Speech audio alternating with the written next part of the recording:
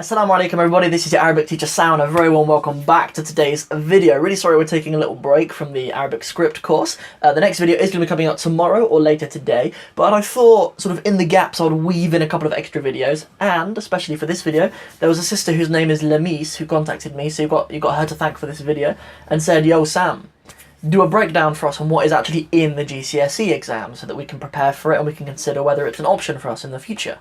In this video we're going to be going over the Arabic GCSE exam and the specification. I've literally taken the specification and I'm making a video version out of it because not everyone is inclined like I am to go searching through Arabic curriculums and specifications. You know, you guys have lives and you guys wouldn't do that sort of thing, but I don't, so I love to do that sort of thing, so I prepared this video for you. So we're going to specifically be going over the Edexcel GCSE exam, and obviously as lots of you know who are doing GCSEs at the moment, you know there's recently been a shift from like a grade system from A, B, C, D through 1 to 9, 1 being the lowest of the grades and 9 being the highest. So we're going to be going over the Edexcel specification. Edexcel is soon going to be called Parsons. Already they have Edexcel and then underneath they have Parsons, so I think they are actually going to officially change the name soon, but either way we're going to get into actually what is actually covered in the specification in this video. The first thing to mention is that there are 5 key themes that are covered in the specification, and obviously all 5 of those themes are used throughout testing the 4 main skills, obviously reading, writing, speaking and listening,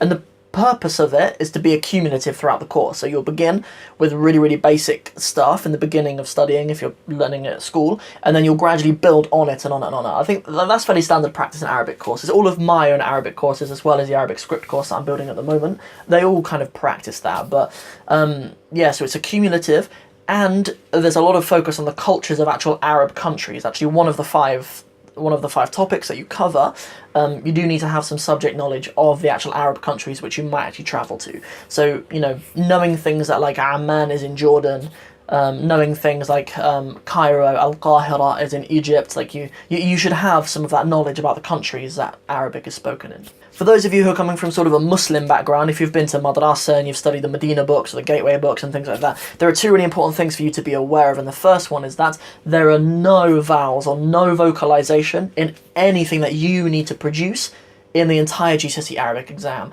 Often in the exams they will include case endings and they will include vowels, but to make it easier for you. But when you produce the Arabic, you don't need to put any in there at all. So that's the first thing, and that's quite a big weight off your mind. Like my grammar students and my students who work through my Fundamentals of Arabic course, like we go to town on that stuff, so it'll be a big relief to you guys that you don't have to do that in the GCSE exam.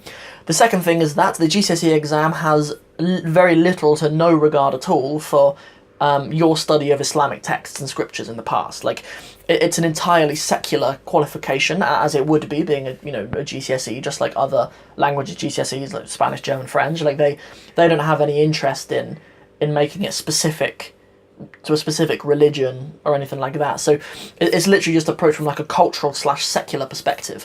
You know, often like in the GCSE exams that I've marked and I've read, you know, they will often incorporate something Islamic, but only within what is culturally relevant, I suppose. So it's an interesting balance. I'm not sure where they find the balance, but the important thing for you to realise is that the exam isn't testing what good Islamic knowledge you have. The exam is testing, you know, even if you were a non-Muslim, how good would your grasp and your application of the Arabic language be? So just coming to the end of this video, we're going to run through the 5 key themes, and I'm going to give you a little key bit of vocab or a little phrase to go for each of them, just to give you something to learn to go away with and to consider whether you actually want to take this GCSE. So the first of the 5 topics is identity and culture. In this first topic, you'll be expected to talk about yourself of confidence, you know, what your age is, where you're from, you know, things about what you do on a daily basis, hobbies and things like that. And my key word to go with this is the word ثقافة. ثقافة, meaning culture. You would use this in a way like you might say, في ثقافتي, in my culture. You know, lots of people who do choose to take the GCSE Arabic exam, lots of you might be from a non-British culture. A lot of you may be, like myself, like I'm white British, but a lot of you may not be, so you may want to say في ثقافتي, like in my culture, and use that as something to talk about, because that's always quite interesting in the exam.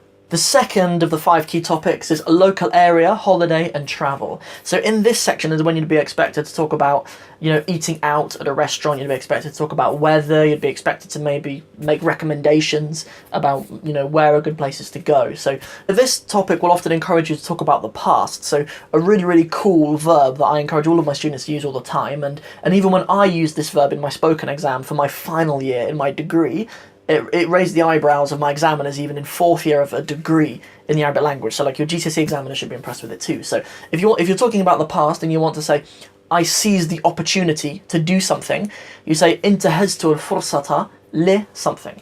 Yeah, intahaztu is like I seized or I took, al-fursa, the opportunity, li, to do something. So as an example, you might choose to say something like لما كنت في فلسطين أنا انتهزت الفرصة لأتعلم اللغة العربية في الجامعة. So the third of the 5 key topics is just school. So in this section you'll be expected to talk about the activities that you do at school, your favourite subjects and things like that. So a key expression that I think is a really cool one for you to know, and something that most of you are probably using if you're 16, you're in year 11, you're going to be leaving school soon when you take your GCSE exams, is to say لقد اكتفيت. It means I've had enough. لقد اكتفيت من المدرسة. The fourth of the 5 key topics is entitled Future Aspirations and Work. So this is an opportunity for you to talk about what you'd like to study afterwards. It's a really good opportunity for you to use sawfa or sa at the beginning of verbs to show that you know how to use the future tense. It's a really good opportunity for you to just have a chat. I know when I was 16, I quite liked talking about my future and what I would like to do and what my aspirations are and things like that. And I've got a really simple little word that'll make quite a big difference for you, especially those of you who are used to speaking a dialect at home, who are used to speaking Amiyya, is to say and then. Like when you're narrating what you would like to do, and then, is to make sure that you use thumma, because there's an alternative in Amiyya which isn't much easier, but it's just more common, and because it's something that we use so regularly, like I've had loads of GCSE students sat in front of me who say وبعدين وبعدين وبعدين and after that and after that and after that, but وبعدين isn't really something that's in Fusha or something that you should be using in the GCSE Arabic exam. So I would encourage you to use thumma to say and then. The fifth and final of the key topics is called international dimension. So you should be aware of sort of current affairs and things that might be going on in other countries. You should be, the specification specifically says that you should include information about your home country and Arab countries as well. So your home country might not be Britain, it might be somewhere else, or especially if you're doing the IGCSE and you're at an international school, elsewhere, then, your home country might be somewhere else. So you'll be expected to know about some of the current affairs in those countries and in Arab countries as well. So, it's really common that you'll have to talk about the environment in this context. Like in the sample materials, I'll link up to the sample materials for the Edexcel exam because they've published some sample papers and sample questions.